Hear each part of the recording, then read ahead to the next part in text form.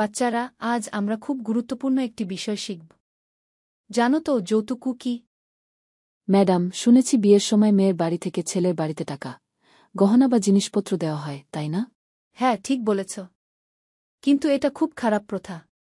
কারণ এর ফলে অনেক পরিবার কষ্টে পড়ে, মেয়েরা নির্যাতনের শিকার হয়, এমনকি অনেকের জীবনও নষ্ট হয়ে যায়। ম্যাডাম, তাহলে যৌতুক কেন বন্ধ হচ্ছে না? কারণ কিছু মানুষ লোভী।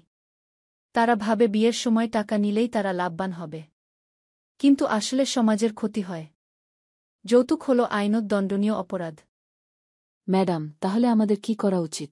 আমাদের সবার দায়িত্ব। ১. যৌতুক চাইবে না। ২. যৌতুক দেবে না। ৩. সবাইকে বোঝাবে যে বিয়ে ভালোবাসা ও সম্মানের সম্পর্ক, টাকার লেনদেন নয়।